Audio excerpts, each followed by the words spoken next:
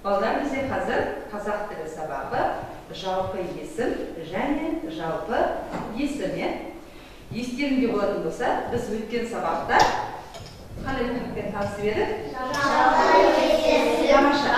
Тамаша. Ондай болса сабақты бастамас бұрын біз бір-бірімізге ізгі тілек әдісі бойынша тілек тілеп алайық. Гаухар, бүгінгі сабақта сәттілік тілеймін. Күнде жарқырап жүре бер. Сабағыңды тез кеуіп оқы. Аспан ашық болсын. Сәттілік. Зейінің ашылсын. Түйінің ашылсын.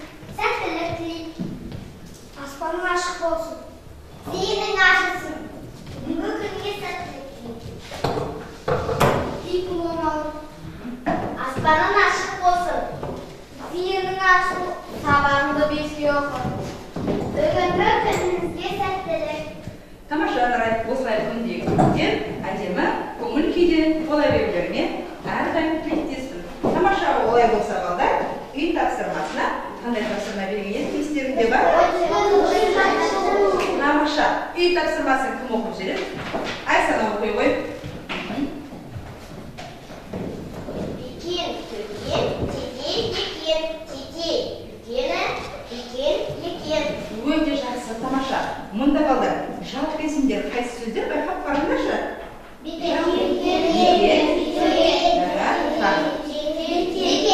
Тамаша, ал енді бұдан келіп, жалпы есімдер дегеніміз не бересің? Байқап жүреді. Нарай айта ғой. Кісінің аты жөні, жер су аттары, жануарларға қойылған есімдердің бәрі бас әріппен жазылады. Тамаша. Кім толықтырып айтып жүреді тағы қосымша? Айта ғой Қаншайым.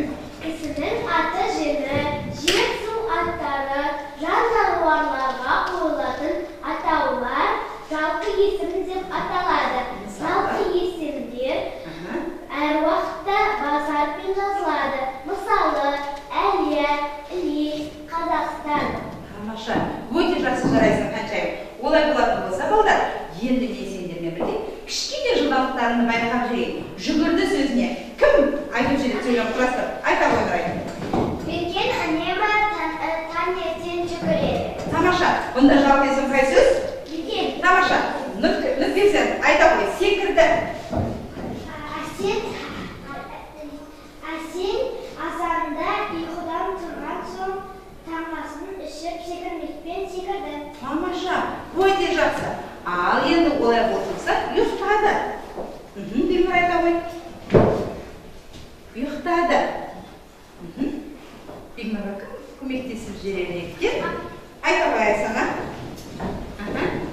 Айсана айта ғой. Сәуле күнде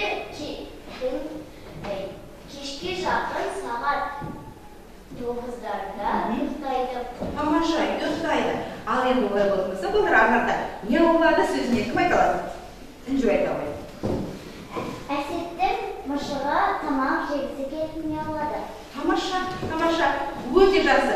Олай болатын болса балдар, ары қарата сабағымызды жалғастырайық. Мына жерде үй тапсырмасына жақсы жауап берген оқушыларға, ережені айтқан оқушыларға бағалауды мен ұсынып кетейін. Мына жерде балдар сендерді мен күн шапағаттарымен бағаламақшымын.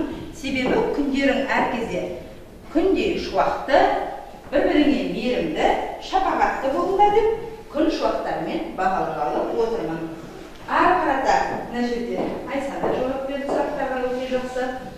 Нұрай жауап берді өте жақсы. Нүктесін жауап берді. Себебі жауап берген оқушылар бағалаусыз қалмағаны дұрыс. Бегнұр жауап берген болатын. Қаншайым бағалады? Өте жақсы. Ондай болса болар алдағы уақытта дұрыс бағалануға тырысайық. Ары қарата сабақты жалғастыратын боламыз. Барлығымыз оқулығымызға қараймыз. Оқулыққа қарасақ, оқулықта қандай тапсырма берілген? Бірінші, мына жерде 52-ші бетті ашамыз, 52-53-ші беттер. Бұл жерде бізде бірінші тапсырма берілген. Балдар қарай ойындар. Оқулықты ашып көріп отырыңыздар? Бірінші тапсырмада не берілген екен бізге? Мұқият қараймыз, зер салып. Мұқият зер салып қараймыз. Бұл жерде бізге не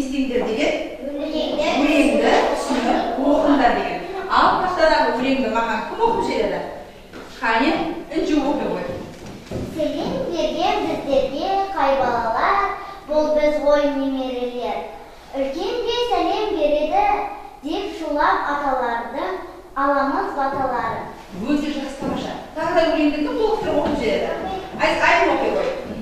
Сәлем берген біздерге қай боталар, ол біз ғой немерелер.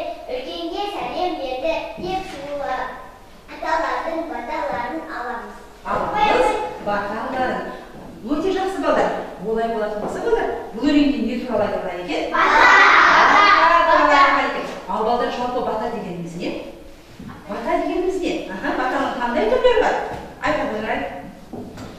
Бата дегеніміз үлкендер бізге беретін тілектер. Я, үлкендер бізге тілек айтады деді, я? Өте жақсы. Ал балдар, батаның қандай түрлері бар? Қандай түрлері? Бата батасын, бата жерге жатпасын, осы отырған бәрімізді бір Құдайым сақтасын. Тамаша, балдар, батаның қандай түрлері бар? Айта қойыңдаршы, қазір Гаухардың айтқан батаның қандай түрінен шығады? Асқа берілетін, тамаша. Дастарханға берілетін бата, е? Тағы да? Тағы қандай түрі бар? Балдар, алда қандай мереке келіп жатыр? Наурыз мерекесі келіп жатыр. Ол кезде балдар қандай тағамдар дайындалады? Тамаша, бауырсақтар, қазақтың ұлттық тағамдары. Балдар, дастарханға ас келген кезде бірінші не істейді? Бата береді. Тамаша, батаны кімдер береді? Өте жақсы. Енді соның бір түрін бізге кім айтып бере алады? Айта қойыңдар.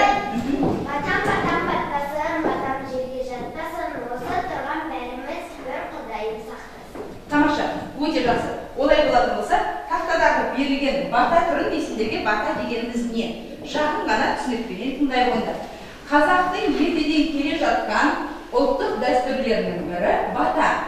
Бата, тілек, ақ дастархан басында, түрлі тойларда, жақсылықтарда айтылады. Бата арабтың фатеке деген сөзінің қазақша айтылу түрі.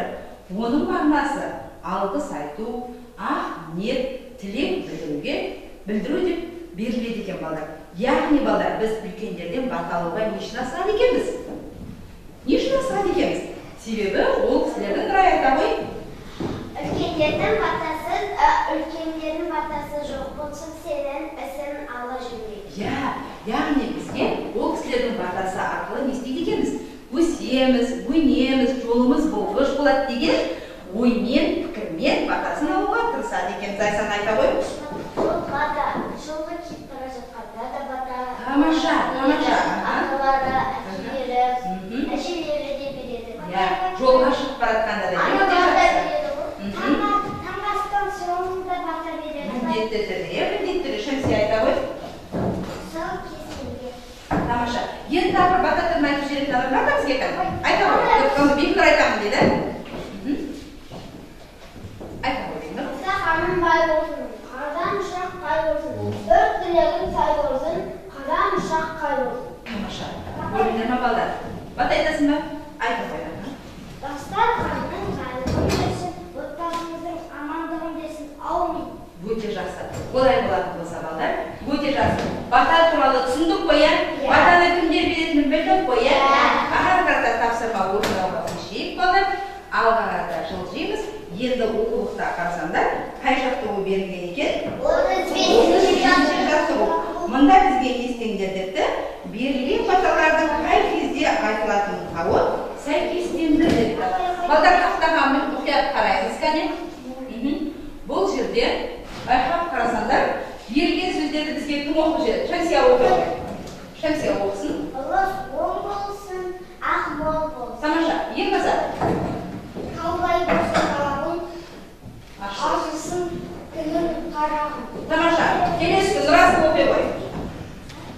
Өмірге аяқ баса беріп, асулардан аса беріп. Тамаша, енді сендерге несіне деген келесі бетте не берілген бізге? Енді осы жердегі берілген сөздерді бір-бірімен біз не істеуіміз керек екен? Сәйкестендіруіміз керек екен. Ал тоқтаңдар, қаншайым айта ғой дұрысын? Ұлыс оң болсын, ақ мол болсын деген наурызға бар. Наурыз, дұрыс бол, наурызға келді деген, Ал тамаша, келесі Шәмсия айта ғой. Алтай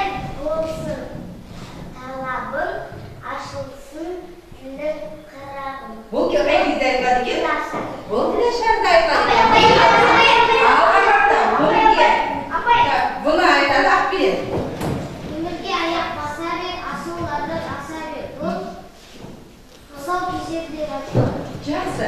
Енді балалар біздің айтқан мәліметтеріміз қаншалықты рас, қаншалықты дұрыс емес екен, дұрыстығын көз жеткізіп көрейік. Ал қарай қойыңдар. Міне, ұлыс оң болсын, ақ мол болсын. Бұл қай кезде айтылады екен? Өте жақсы дұрыс айттыңыз, иә балалар, иә?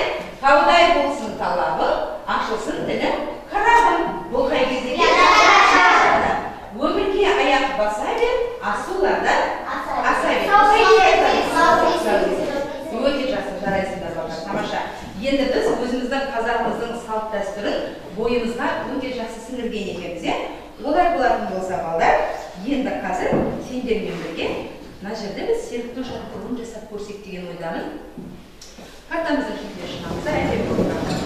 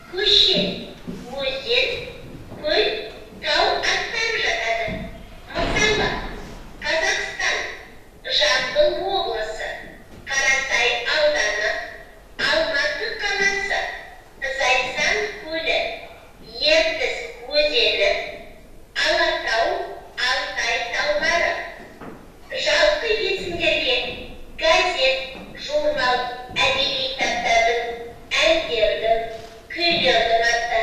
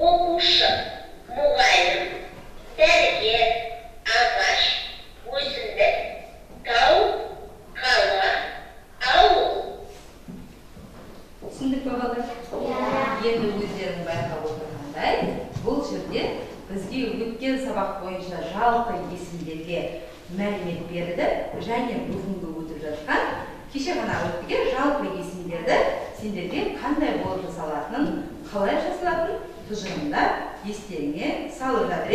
Міне осылай қайталап есімізге түсіріп тұрсақ, біз жазба жұмысын жазғанда ешқандай қателеспейтін боламыз. Үнемі есімізге сақтауымыз қажет.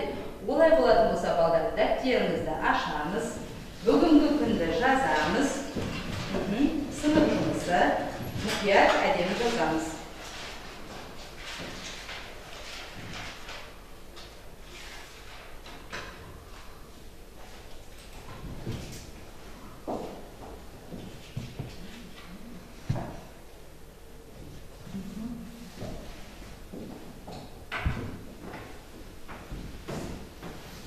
Сынып жұмысы 36-шы жаттығу.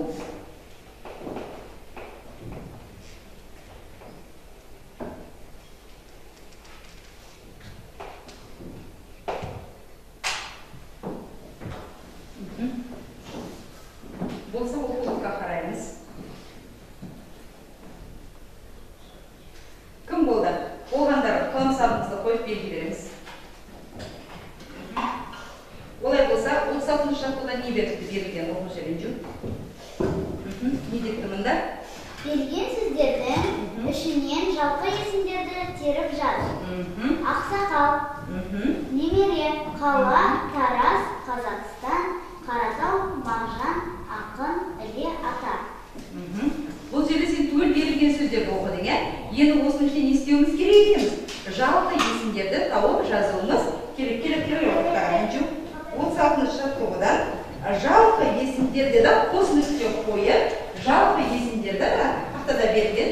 Балалар, мұқият қараңдар, мына жерде берілген жалпы есімдерді біз не істеуіміз керек? Тауып жазуымыз керек екен. Жалпы есім. Өте әдемі жазамыз. Әріптерімізді дұрыс таңдауымыз. Қосымша деп жаза береді.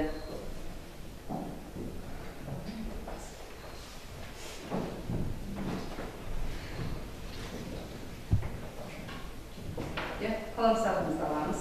Мен сендер жазып жатқан кезде, берілген тапсырмалар бойынша бағалап тастайын. Шынсия.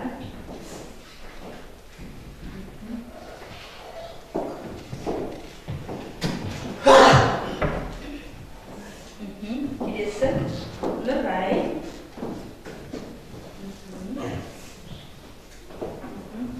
Расыл жауап берген болатын. Айым жауап берді. Айым бағалау парақшаларымызды бөлек жинап отырсын.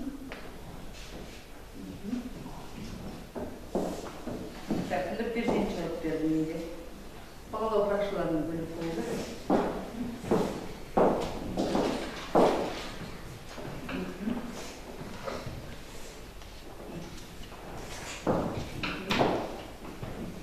Қаншайым жауап берді, өте жақсы қатысып отырып сабаққа. Бекнұр, бата түрлерін өте жақсы айтты. Ақсен. Мына жерде Енжу болды, Енжу өте жақсы жауап беріп отырды. Балдар, бұл жерде кім қанша сұраққа жауап берді? Соған қарай бағаланып отырамыз, Енжу, сен дұрыс бағаладың ба? Нұрай, дұрыс, жалпы есімдерді жазамыз, балдар. Енжу, жазған сөздерді оқып жүрсең бола ма? Жалпы есімдер: Қазақстан, Тараз, Мағжан, Іле, Қаратау. Өте жақсы.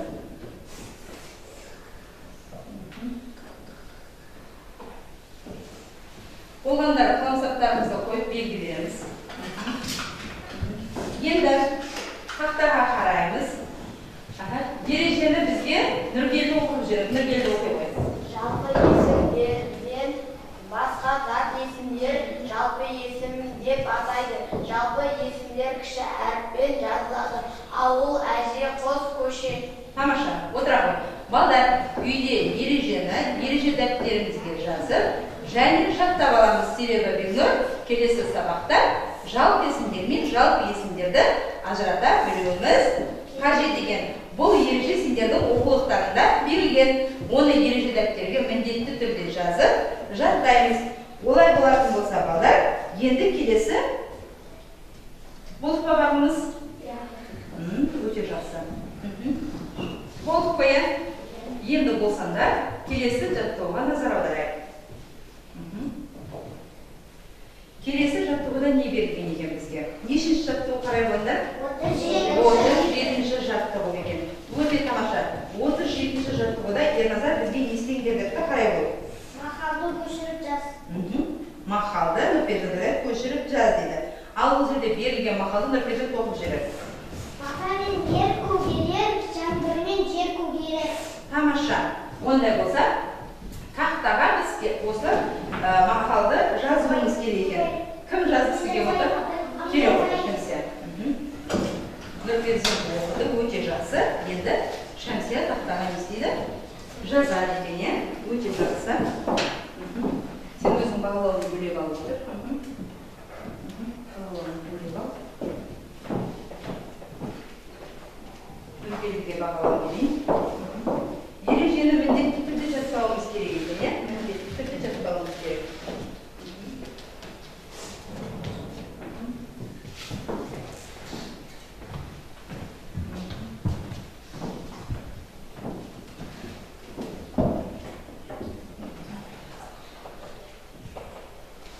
Бұл жерде мақал балдар не туралы екен? Бата туралы екен, өте жақсы.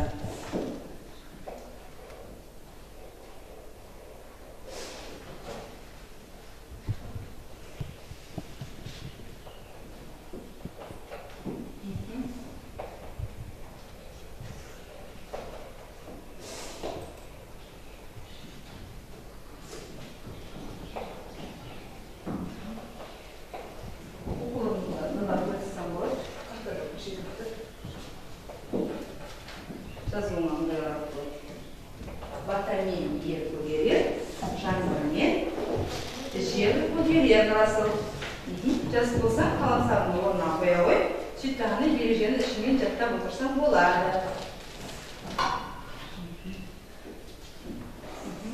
Ұмытпаймыз, мақалды жаттап отырамыз.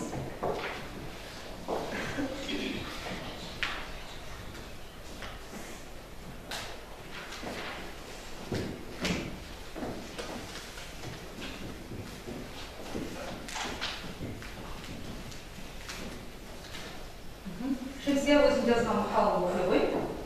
Мақалмен ер көгерер, жаңбырмен жер көгерер. Тамаша, өте жақсы. Енді бұл жерде біз Шәмсияға отыруға рұқсат жоқ, себебі ол жерде бізге тапсырма берілген астында. Жалпы есімдерді тап депті. Енді Шәмсия, Нұрпейғаздар өз табына мүмкіндік беруге, табылмаса көмектесетін боламыз. Шәмсия, енді осындағы жалпы есімдер қайсы? Мына батамен ер көгерер, жаңбырмен жер көгерер. Астын сызамыз. Бұл жердегі жалпы есім қайсы? Я сұрақ береміз, міндетті өзі. Дұрыс айтады Нұрпейғаздар. Балдар, Шәмсия дұрыс сызды ма? Қараңдаршы? Екеуін де асты сызылу керек пе еді? Батамен ер көгерер дегенде қай сөздің асты сызылу керек еді? Батамен дегенде ер сөзі, ал жаңбырмен дегенде жер. Көгерер деген сөздің астын жүресізден болады. Ер мен жер сөзінің асты не істелу керек екен? Сызылу керек екен. Қандай сұрақ қойылады екен? Қандай сұраққа жауап береді екен? Ер дегенге сұрақ қойып көріңдерші. Айта қойыңдар. Ер дегеніміз ол. Дұрыс қой. Бірақ қандай сұрақ қойылады? Дұрыс кім? Ер. Ал жер дегенде? Жер. Өте жақсы. Ана бағалау парақшаны түсіп қалды бағдар. Бұл жерде бағдар. Бізге жалпы есімдерді таба білуіміз керек екен, және оны ажырата білуіміз керек екен. Кімдер, нелер сұрақтарына жауап беретінін Наталья естеуіміз керек екен, ережені жазып, мұқият жаттап және дәлелдей білуіміз керек екен. Енді олай болатын болса балдар, өткен сабақтарға байланысты мен сендерге мына жерде тест жұмысын дайындап келген болатынмын. Өткен сабақтарға байланысты. Бұл жерде ешқандай да жаңағыдай сырттан еш нәрсе алған жоқпын. Сендерге осы өзіміздің өткен сабақтарымыз бойынша тест жұмысын даярлап келдім. Сендер бұл жерде мен берген парақшама аты жөндеріңді жазасыңдар. Және қайсысы дұрыс, соны не істейміз? Белгілейміз міндетті түрде. Бірінші балдар мұқият оқып аламыз. Бірінші мұқият оқимыз. Содан соң барып не істейміз? Белгілейді екенбіз. Бірінші мұқият оқимыз. Сосын біздің белгілегенімізге қарай тиісті бағалау парақшаларын міндетті түрде аламыз.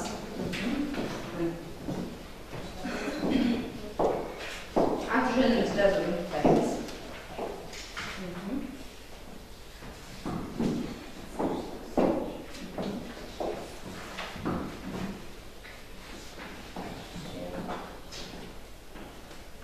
Аты жөнімізді жазамыз. Дұрыс өзіміз орындаймыз. Біз 2 күннен бері айтып жатырмыз, осы жалпы есім және жалпы есім туралы. Соны есімізге түсіріп,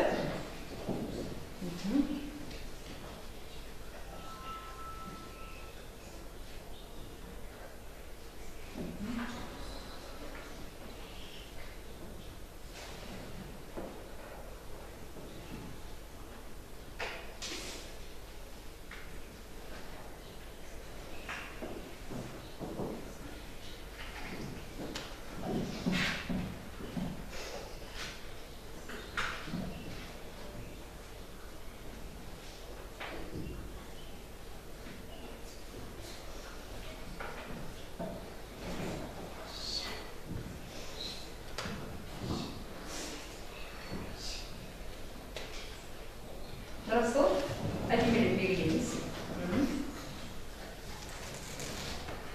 Бірінші мұқият оқимыз және өте әдемі белгілейміз.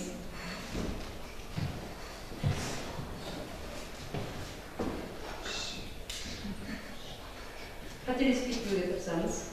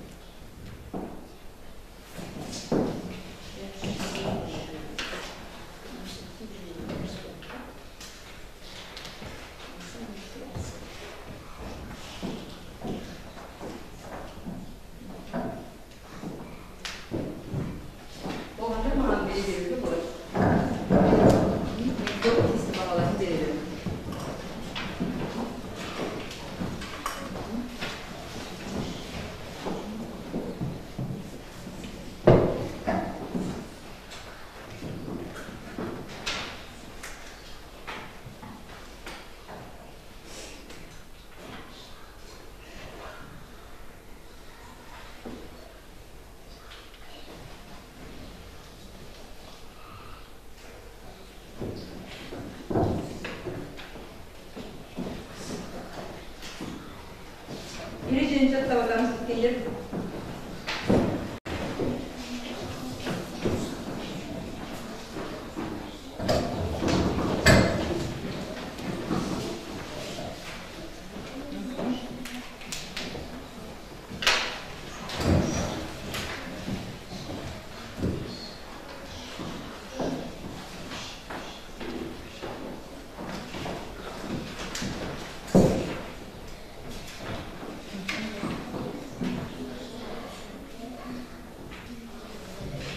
Нұрперзент бірінші сұрақтан жұқтасып кеттіңіз, е?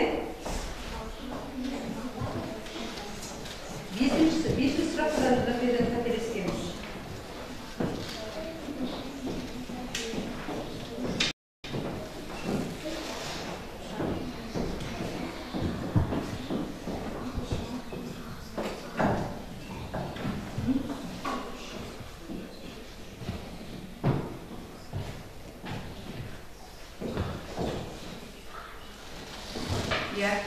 Мен біткен оқушыларға мына жерде бағалау парақшасын беремін. Нұргелді бөлек есебінен мында қойды. Ерназар, келіп.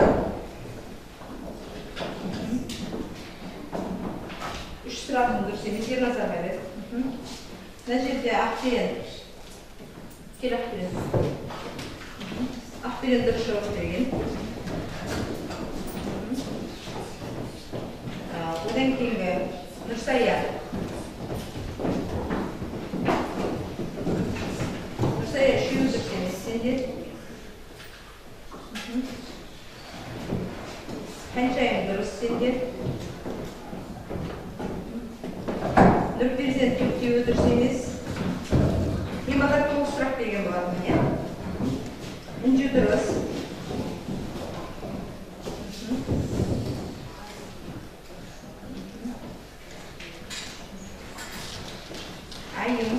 Айым дұрыс. Біреуі дұрыс емес. Қалғанда тез-тез көрейік.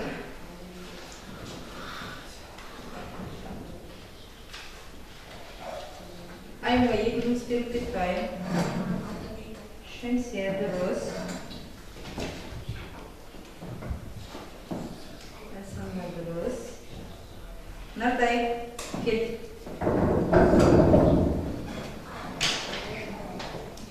Нұргелді, Нартайма. Нұргелді. Нұргелдісінің төртеуі дұрыс емес. Мына жерде Айсана кел. Айсана. Шәмсия. Нұрай. Нұрасыл. Нұрасыл саған көбек дайын көрсетер екенсің, себебі ереженің біраздарын жаңылыстырып алған сияқтысың. Тағы кімде қалып тұрмыз? Гауһарда ғана ма?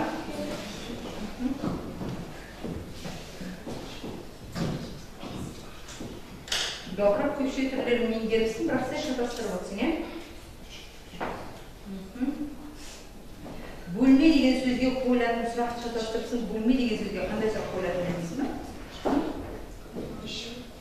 Шатастыратын бұл жерде, е? Балдар, келесі сабақта сендердің осы кімде қалып тұрмыз? Бәріміз беріп па? Балдар, келесі сабақта бұл жерде кім жалпы есімдер мен жалпы есімдерді меңгермеді, соған қарай қосымша тапсырмалар дайындап келетін боламыз. Сол кезде біз қосымша деңгейлік тапсырмалар орындайтын боламыз. Енді олай болатын болса балдар, ал қайталау жүргізу керек. Жалпы балдар, жалпы есім дегеніміз не? Жалпы есім дегеніміз не? Қане, кім маған пысықтап айтып жібереді? Жалпы есім дегеніміз. Жалпы есім емес, тақтада жалпы есім. Жалпы есімді айтып жіберетін оқушы бар ма? Ал жалпы есім. Айым айта ғой. Тақтай жалпы есімді айтқым келіп отырман. Айсана? Айта ғой, аға. Кісінің аты жөні, жер суаттары, жануарларға қойылатын атаулар жалпы есім деп аталады. Жалпы есімдер әр уақытта бас әріппен жазылады. Тамаша. Ал енді арқарада бүгінгі өткен жалпы есім ережесін кім пысықтап айтып жүреді? Айта ғой бендім. Жалпы есімдерден басқа зат есімдер жалпы есім деп аталады. Ол үнемі кішкентай әріппен жазылады. Ауыл, көше, әже. Тамаша. Өте жақсы. Балдар олай болатын болса, үйде ереже дәптерге міндетті түрде жазамыз және осы ережені жаттаймыз. Енді балдар, мұқият қарасаңдар, оқулықта келесі бізге берілген қандай тапсырма екен? Тамаша, 18 жаттығу берілді. Ерназар оқиды деп ойлап тұр. Ерназар оқып береді. Бізге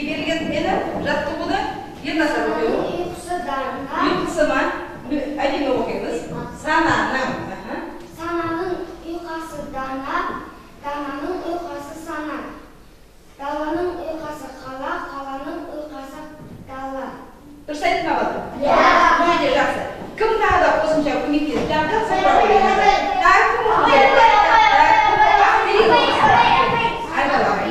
дана, дананың ұйқасы сана, даланың ұйқасы қала, қаланың ұйқасы дала.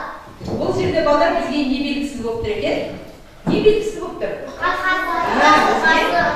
Бұл жерде ұйқасын бізге тауып оқуымыз керек екен. Дұрыс берілген, дұрыс берілмегендігін не істеуіміз керек екен? Анықтауымыз керек екен. Алмасая оқып жүре ғой. Дананың ұйқасы дана, Ұйқысы ма? ұйқасы. Ұйқасы. Ұйқасы дана, дананың ұйқасы сана, даланың ұйқасы қала, қаланың ұйқасы дала. Өте жақсы бала. Енді олай болатын болса, барлығымыз оқулығымызға қараймыз, кәне? Оқулығымызға қараймыз. Енді бұл жерде балдар, біз бүгінгі өзімізге берілген жаттығуларды мұқият өз деңгейінде не істедік? Орындадық. Енді олай болатын болса, дәптерімізге былай деп жазып алайық. Дәптерлерімді ашып қойыңдар. Дәптерге жазамыз.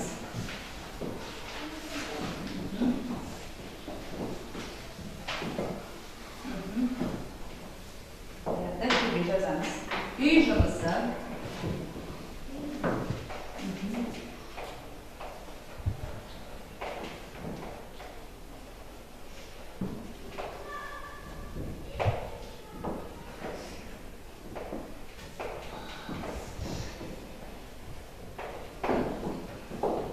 Бата деп жаздыр, ағырда мен сіздерге түсіндіретін боламын. Жазып ба? Дәптерге жазамыз, бата.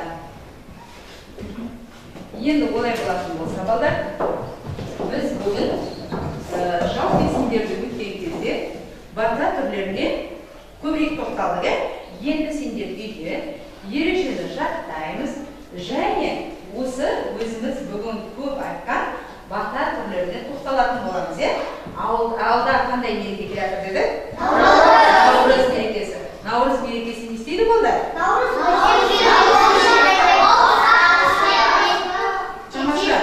Яғни ол кең ауқымда тамаша кең ауқымда тойланады. Ұлттық киімдер киеміз, дұрыс. Ұлттық нелер пісіріледі? Тағамдар пісіріледі, иә? Алпақан киеміз. Дұрыс, ұлттық ойындар ойнатылады дейді. Өте жақсы. Балдар, көкпар ойнаймыз. Өте жақсы. Алпақан киеміз, асық ойнаймыз. Өте жақсы. Тамаша. Балдар, тамаша. Олай болатын болса үйде сол наурызда ұлттық тағамдарымызды ішіп жеген кезде бата беретін бата түрлерін жазып үйде өзімізге ұнаған батаны не істейміз? Жаттап аламыз. Келесі сабақта ережемен бірге бата туралы сұрайтын боламын. Енді балдар олай болатын болса, біз бағанадан бері істеп жатырмыз. Өзіміздің жасаған еңбектерімізге қарайсыңдерге бағалау парақшаларын үлестіріп отырмын, иә? Қазақстанның келешек күндей жарқыраған ұрпақтары кімдер? Әрине, сендерсіңдер. Ал енді біздің білімді ұрпақтарымыз кім қаншалықты бал жинады екен мына жерде? Аты жөнімізді жазамыз. Кім қанша бал жинағанын мен берген парақшаларға жазып, қайда барып жазамыз? Парағына барып жазамыз.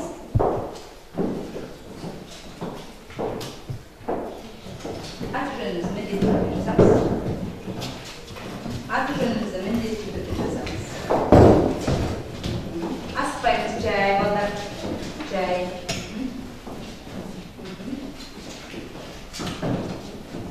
Жазамыз.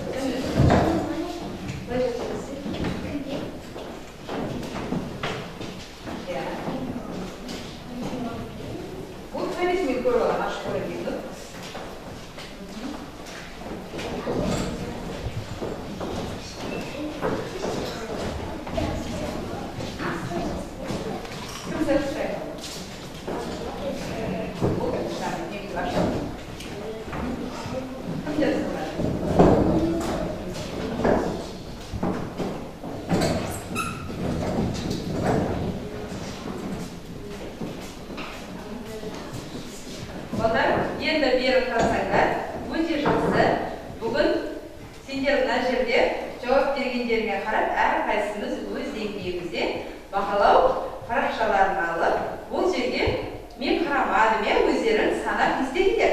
Жақсы тұрыңдар. Бізде ең жоғары балалған кімдер екен? Нұрперзент, Ханшайым, Нұрай, бұлар өте жоғары. Бүгін сабаққа өте белсене қатысыпты. Және мына жерде сонымен бірге Үнжу, Нұрасыл, Айым, Ақберен, Айсана, Шәмсия, бұлардың барлығы бүгін сабаққа. Мен жеті балам. Мен көрдім, өте жақсы. Енді алдағы уақытта бұл балдарды бұдан да жоғары деңгейде алуларына болады. Енді менің сөзім әдісім бойынша кері байланыс беріп көрейік. Менің сөзім әдісі бойынша мен сендерге сұрақ берейін, сендер маған жауап бере қойыңдар. Балдар, біз бүгінгі сабақта Ақберен не үйрендік? Жалпы есім тура. Тамаша. Тағы? Жалпы есім туралы, жалпы есім. Тамаша. Айта қойыншы. Бата туралы. Бата туралы. Тамаша. Нұрай. Бата түрлерін жаттадым. Өте жақсы. Тағы не туралы білдік? Бүгінгі сабақта тағы не туралы білдік? Айта қой. Наурыз туралы. Тамаша. Тағы не туралы білдік? Наурыз қандай мереке екен? Айта қой. Наурыз қазақтың жаңа жылы. Тамаша. Айта қой. Айым не екен? Қандай екен Наурыз? Наурыз қазақтың жыл басы. Тамаша, жыл басы дейді. Наурыз қазақтың ұлттық мерекелеріне жатады. Тамаша. Балалар, Наурызда біздің табиғатымызда, айналамызда қандай өзгерістер болатын еді? Тамаша. Өте жақсы. Келесі сабақта жалғастыратын боламыз. Сабағымыз осымен